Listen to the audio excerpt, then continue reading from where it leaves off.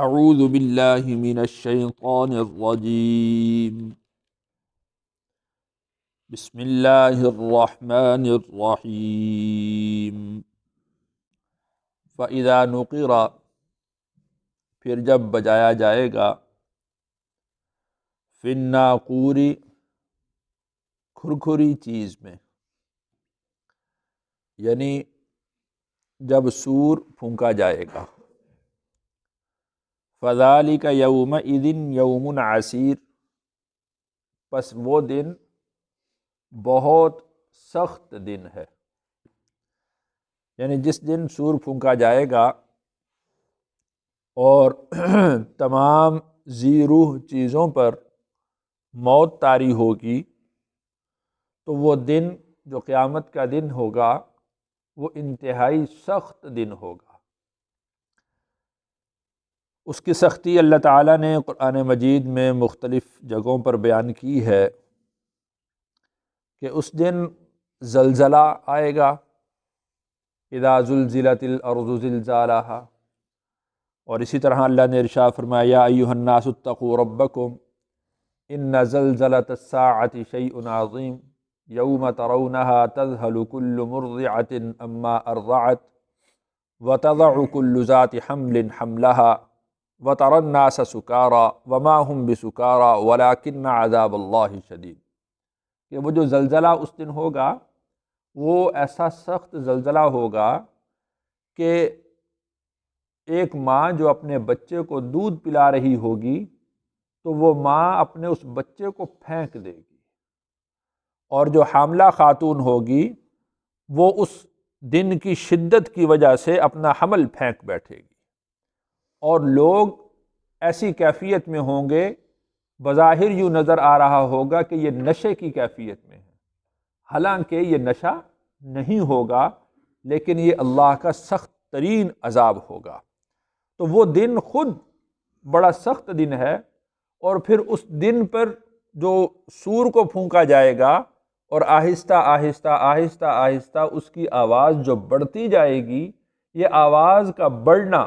یہ مزید ایک شدت اور سختی کو پیدا کرے گا۔ تو گویا کہ وہ دن کوئی آسان دن نہیں ہے، انتہائی مشکل اور مشقت والا دن ہے۔ علی الکافرین کافروں پر غیر یسیر وہ دن آسان نہیں ہے، یعنی وہ آسان تو کسی پر بھی نہیں۔ اس دن جو اہل ایمان ہوں گے یا اہل کفر ہوں گے وہ آسان تو کسی پر بھی نہیں ہے، لیکن بہرحال جو شخص صاحب ایمان ہوگا اللہ تعالیٰ اس کی اس سختی کو، اس شدت کو آسانی کے اندر تبدیل کر دیں گے۔ لیکن علی الکافرین غیر یسیر وہ کافروں کے لیے کوئی آسان نہیں ہوگا، ان کی اس سختی کو، ان کی اس شدت کو کم نہیں کیا جائے گا، بلکہ ان کے لیے مزید اس کو بڑھایا ہی جائے گا۔ ذرنی آپ چھوڑ دیجئے مجھے، ومن خلقت وحیدا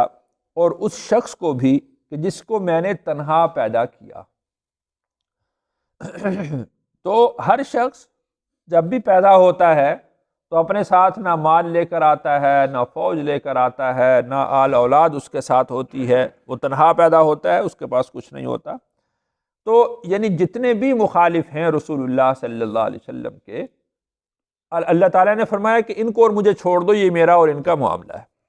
بعض مفسرین کرام نے فرمایا ہے کہ اس سے مراد خاص طور پر ولید بن مغیرہ ہے۔ ولید بن مغیرہ وہ اپنے باپ کا اکلوتا بیٹا تھا، تو اس کو رسول اللہ صلی اللہ علیہ وسلم نے فرمایا کہ ذرنی ومن خلقت وحیدا، آپ چھوڑ دیجئے اور اس شخص کو کہ جس کو میں نے اکلوتا پیدا کیا، اکیلا پیدا کیا ہے۔ اور یہ ولید بن مغیرہ اس کا باپ بھی بڑا تاجر تھا، پھر اپنے باپ کی تجارت کو اس نے سنبھالا اور اس کے پاس بہت مال و دولت اکٹھا ہوا۔ پھر اللہ تعالیٰ نے اس کو 10 بیٹے بھی دیے، یعنی یہ اکیلا پیدا ہوا تھا اور اللہ تعالیٰ نے پھر اس کو 10 بیٹے دیے، اور ان 10 بیٹوں کی وجہ سے یہ یعنی اس کی شان و شوکت اور بڑھ گئی، مال و دولت پہلے ہی تھا، سرداری پہلے ہی تھی، اور پھر اس کے پاس بیٹوں کی کثرت بھی ہو گئی، اور اس کی وجہ سے اس کی وہ یعنی دھاک اور بیٹھنے لگی۔ جب یہ مجلس میں بیٹھتا اس کے بیٹے دائیں بائیں ہوتے، تو اس کی وجہ سے اس کا سر جو ہے وہ فخر سے مزید بلند ہو جاتا، یہ غرور اور تکبر میں آتا۔ تو یہ ساری چیزیں اللہ تعالیٰ نے ارشاد فرمائی۔ ذرنی ومن خلقت وحیدا، آپ چھوڑ دیجئے مجھے اور اس شخص کو کہ جس کو میں نے تنہا پیدا کیا، اکلوتا پیدا کیا۔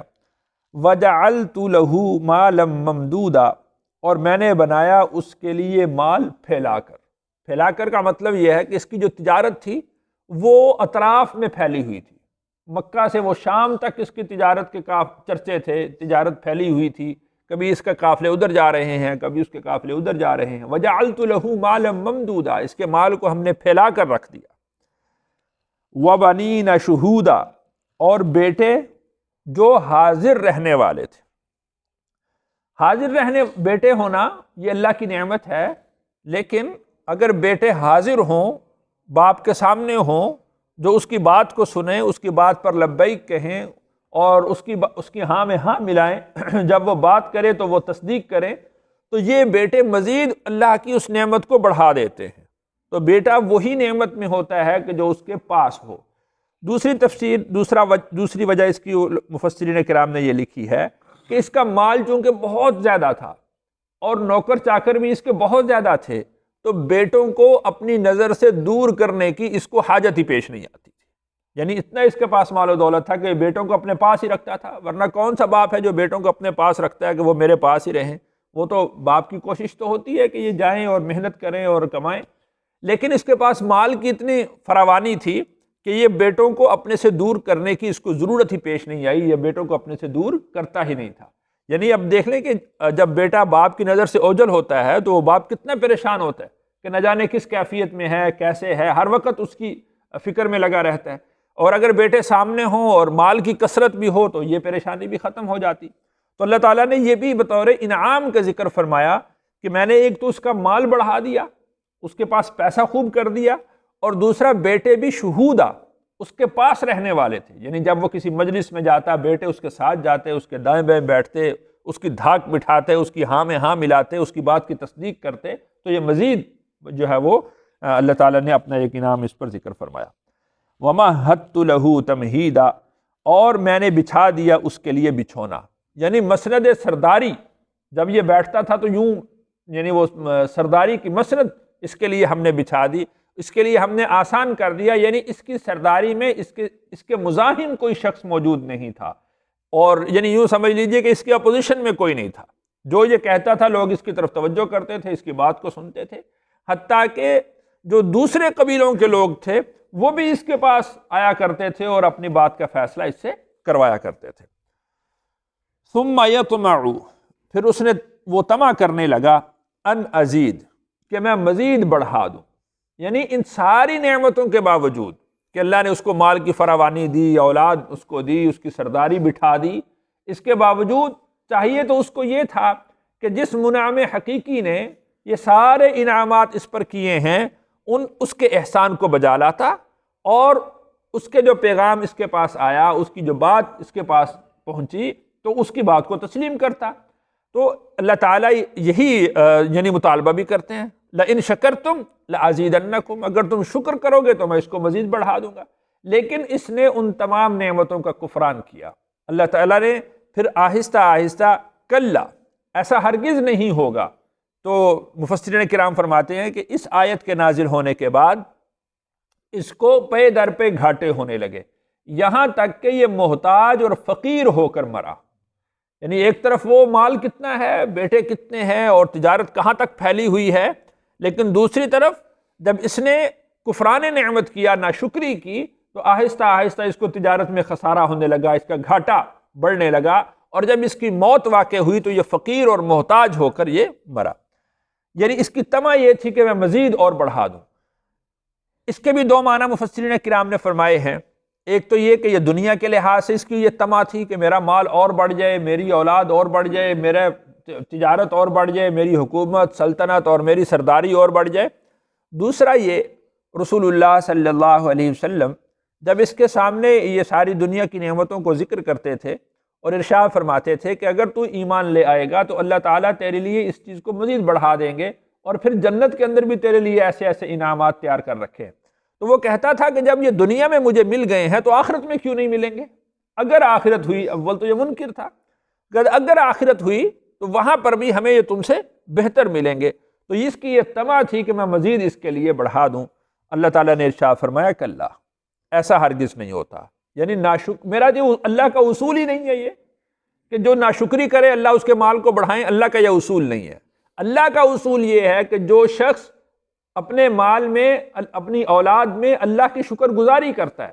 اللہ تعالیٰ اس کے مال کو بڑھاتے ہیں، اس کی اولاد کو بڑھاتے ہیں۔ لَإِن شَكَرْتُمْ لَأَزِيدَنَّكُمْ، یہ اللہ کا اصول ہے۔ إِنَّهُ كَانَ لِآيَاتِنَا عَنِيدًا، بے شک وہ تھا ہماری آیات کا دشمن، یعنی ہماری آیات کو سنتا تھا، ان سے اعراض کرتا تھا۔ دشمنی اس کی یعنی مشہور تھی۔ وہ چند لوگ جو قرآن کے اور رسول اللہ صلی اللہ علیہ وسلم کے اور اسلام کے دشمن تھے، ان چند لوگوں میں یہ سر فہرست تھا، سب سے آگے تھا۔ اور یہ یعنی رسول اللہ صلی اللہ علیہ وسلم کے پاس مختلف مطالبات بھی لے کر آتا تھا کہ کسی طرح سے آپ علیہ الصلاۃ والسلام کو دین سے روک دے۔ ایک دفعہ آیا، رسول اللہ صلی اللہ علیہ وسلم نے حامیم سجدہ کی آیات پڑھی، اس نے اپنا ہاتھ رسول اللہ صلی اللہ علیہ وسلم کے چہرہ انور پر رکھ دیا کہ بس مزید نہ پڑھے میرا دل پھٹتا ہے، مزید نہ پڑھے میرا دل پھٹتا ہے۔ یہ واپس گیا اور جو مشرکین کے سردار بیٹھتے تھے ان میں یہ بیٹھا، تو اس نے اب بات یہ کرنی تھی کہ یہ بات مان لو، وہ حق بات ہے، وہ دل پر اثر رکھتی ہے، کرتی ہے، تو اس نے تمہید باندھی اور اس نے کہا کہ تمہاری کیا رائے ہے، قرآن کے بارے میں کیا رائے ہے؟ اب جب اس کا نرم رویہ لوگوں نے دیکھا تو ابو جہل نے کہا لو بھائی، ولید پر بھی جادو کا اثر ہو گیا، ولید ہمارے ہاتھ سے گیا۔ دوسرے لوگوں نے کہا کہ اس طرح ہے، پھر اس طرح ہے، پھر وہ مختلف باتیں کرنے لگے کہ یہ کہانت کی ہے، یہ شاعری کی بات ہے۔ جو بھی بات جو کہتا تھا یہ اس کا رد کرتا تھا کہ نہیں، شاعر تو میں خود بہت بڑا ہوں، اگر یہ اشعار ہوتے تو میں یہ سمجھتا کہ یہ اشعار ہیں، مجھے پتا ہوتا یہ اشعار ہیں۔ اور کیا کسی نے کہا کاہن، جیسا کہ میں نے آپ حضرات کو بتایا تھا کہ کاہن وہ لوگ ہوتے تھے کہ جن کو جنات آ کر خبریں دیا کرتے تھے، اور وہ کاہن باتیں بنایا کرتے تھے، لوگ ان کے پاس آ کر بیٹھتے تھے۔ تو کسی نے کہا کہ یہ کاہن ہے کہ جو کہتا ہے کہ میرے اوپر غیب کی خبریں آتی ہیں اور وہ ہمیں بتاتا ہے۔ کہا نہیں، کاہن جو ہوتے ہیں نا وہ یعنی جھوٹی باتیں کرتے ہیں اور ان کی بات میں کوئی مضبوطی نہیں ہوتی، یہ تو جو بات کرتا ہے تو وہ تو مضبوطی ہے۔ اور آج تک یعنی جب سے اس نے بات ایک شروع کی ہے اس بات میں کبھی بھی اس کے وہ یعنی یو ٹرن نہیں آیا، کبھی اس نے اپنی بات سے پھرا نہیں ہے۔ جو پہلے دن بات کر رہا ہے وہ ابھی تک بات کر رہا ہے، اس کی وہ ایک ہی بات ہے۔ تو کاہن تو باتوں سے پھرتے رہتے ہیں، آج کچھ کل کچھ، یہ کاہن بھی نہیں ہے۔ پھر لوگوں نے اس کی طرف توجہ کی کہ یہ تو ہماری ہر بات کا انکار کر رہا ہے۔ پھر انہوں نے یہ بات کہی کہ لو بھائی، اس پر تو اثر ہو گیا، یہ تو ہمارے ہاتھ سے گیا۔ پھر اس نے کیا کیا، اس کو اللہ تعالیٰ نے آگے ذکر فرمایا۔ اللہ تعالیٰ ارشاد فرماتے ہیں سأرہقہ صعودا، میں اس کو عنقریب صعود پر چڑھاؤں گا۔ صعود مفسرین کرام فرماتے ہیں کہ یہ جہنم میں ایک پہاڑ ہے آگ کا، اہل جہنم کو اس پر چڑھایا جائے گا۔ جب وہ چوٹی تک پہنچ جائیں گے تو وہاں سے ان کو گرایا جائے گا، پھر وہ لڑکتے ہوئے اس آگ کے اندر ایسے لڑکتے ہوئے وہ نیچے آئیں گے، یعنی ان کا کوئی حصہ جسم کا ایسا نہیں ہوگا کہ جس کو وہ آگ بھون نہ ڈالے۔ جب وہ دوبارہ نیچے پہنچیں گے تو ان کے جسم کو نیا کر دیا جائے گا، پھر ان کو دوبارہ چڑھایا جائے گا، پھر اس طرح سے اس کو گراتے جائیں گے، چڑھاتے جائیں گے۔ سأرہقہ صعودا، اللہ نے فرمایا اس کو یعنی یہ سرداری جو اس کو نظر آ رہی ہے کہ میں کس طریقے سے بڑا ہو جاؤں، اس کو میں اس طریقے سے بڑا کروں گا کہ اس کو جہنم کے پہاڑ پر چڑھاؤں گا۔ پھر وہ جو ساری بات اس مجلس کے اندر ہوئی اس کو اللہ تعالیٰ نے ذکر کیا، انہ فکر وقدر، کہ اس نے غور و فکر کیا، پھر اس نے ایک اندازہ مقرر کیا۔ فقتل کیف قدر، یہ ہلاک ہو جائے کہ کیسے اس نے اندازہ مقرر کیا۔ عربی زبان میں یہ جو قتلہ کا معنی ہے قتل کر دیا جائے، یہ ہلاک ہونے کے معنی میں ہے، بد دعا کے معنی میں ہے کہ یہ تو ہلاک ہو جائے، اس نے یہ کیسی بات کی۔ تو اللہ تعالیٰ نے ارشاد فرمایا کہ فقتل، پھر وہ ہلاک ہو، کیف قدر، کیسا اس نے اندازہ کیا۔ ثم قتل، پھر وہ ہلاک ہو جائے، کیف قدر، وہ کیسے اندازے مقرر کرتا ہے۔ جو پہلا یہاں پر ہے کہ فقتل کیف قدر، یہ وہ ہلاک ہو جائے کہ اس نے کیسا اندازہ مقرر کیا، یہ اس کی اپنی ذات کے اعتبار سے ہے کہ جب وہ ایک بات کو سمجھتا ہے کہ وہ حق ہے تو اول تو خود اس نے اس بات کا انکار کیا تو اس وجہ سے اس پر ہلاکت ہو، اور پھر ثم قتل کیف قدر، پھر وہ ہلاک ہو جائے کہ کیسا اس نے اندازہ مقرر کیا۔ یہ اس کی قوم کا وبال بھی اس پر آئے گا کہ اس نے اس وقت جو قوم اس کی بیٹھی ہوئی تھی وہ اس وقت ان کو کہہ دیتا کہ یہ حق ہے اور تم اس حق کو تسلیم کر لو، تو ہو سکتا ہے کہ یہ کم از کم یہ تو ہلاکت سے بچ جاتا، لیکن اس نے یہ بات کہہ کر اپنی قوم کو بھی ہلاکت میں ڈالا، تو اپنی ہلاکت بھی اس کے ذمہ آئی اور اپنی قوم کی ہلاکت بھی اس کے ذمہ آ گئی۔ ثم نظر، پھر اس نے غور و فکر کیا، ثم عبس وبصر، پھر اس نے ماتھے پر بل ڈالے اور منہ کو اس نے تھتھایا، یعنی جب کوئی آدمی کسی کو چڑھانے کے لیے جو بات کرتا ہے اس وقت جو منہ تبدیل کرتا ہے اور منہ ٹیڑھا کرتا ہے، اس کو اللہ تعالیٰ نے ذکر کیا کہ اس نے ماتھے پر بل بھی ڈالے اور اپنے منہ کو بھی تھتھایا، اپنے منہ کو ٹیڑھا کیا، یعنی بات کا مذاق بنانے کے لیے اس نے منہ کو ٹیڑھا کیا۔ ثم ادبر، پھر اس نے پیٹھ پھیری، واستکبر، اور پھر اس نے تکبر کیا، فقال، پھر اس نے یہ بات کہی ان ھذا الا سحر یؤثر، کہ یہ تو جادو ہے جو چلا آتا ہے۔ نعوذ باللہ۔ اللہ تعالیٰ نے اس کی پوری کیفیت کو یہاں پر بیان کیا ہے کہ اس نے قرآن کو سوچا ہے، قرآن کو سمجھا ہے، قرآن کو سنا ہے، وہ ساری بات سمجھ رہا ہے۔ یا رسول اللہ صلی اللہ علیہ وسلم کی مجلس میں کیا کہہ کر گیا تھا کہ مزید نہ پڑھیے، میرا دل اس سے پھٹا جاتا ہے، اور وہاں پر جا کر یہ غور و فکر بھی کر رہا ہے، ان کو دوسروں کو بھی تنبیہ کر رہا ہے کہ یہ جادو نہیں ہے، یہ سحر نہیں ہے، یہ کہانت نہیں ہے، یہ شاعری نہیں ہے، ایسی غور و فکر کی بات کر رہے ہیں نا، تو یہ غور و فکر اس نے کیا، لیکن بالآخر اس نے قرآن کا انکار کیا۔ فقال، اس نے کہا ان ھذا الا سحر یؤثر، یہ تو جادو ہے جو چلا آتا ہے، نقل ہوتا آ رہا ہے۔ ان ھذا الا قول البشر، کہ یہ تو ایک آدمی کی بات ہے، یعنی اس کو یہ نہ سمجھ لینا کہ یہ کوئی وحی ہے یا رحمان کا کلام ہے یا اللہ کا کلام ہے، اس کو یوں نہ سمجھ لینا۔ ان ھذا الا قول البشر، یہ تو ایک بشر کی بات ہے جس کو ہم سنتے آ رہے ہیں اور یہ چلتے آ رہے ہیں۔ بلکہ اس نے یوں بھی کہا کہ یہ بابل شہر سے جو لوگ ہیں وہ بھی اس طرح کی باتیں کرتے ہیں، یعنی اس نے انجیل کی طرف اشارہ کیا کہ وہاں پر بھی اس طرح کی وہ لوگ جو ہیں وہ اس طرح کی باتیں کرتے ہیں، اور یہ بھی وہیں سے ہی کوئی بات کو نقل کر لیتا ہے اور ہمیں آ کر یہ بتا دیتا ہے۔ تو اللہ تعالیٰ نے اس کی جو آگے انجام ہے اس کو آگے ذکر فرمایا ہے، اور یہاں تک اس کی کیفیت کو اللہ تعالیٰ نے ذکر کیا۔ اللہ تعالیٰ سے دعا ہے اللہ تعالیٰ مجھے اور آپ کو قرآن کے مطابق عمل کرنے کی توفیق نصیب فرمائے۔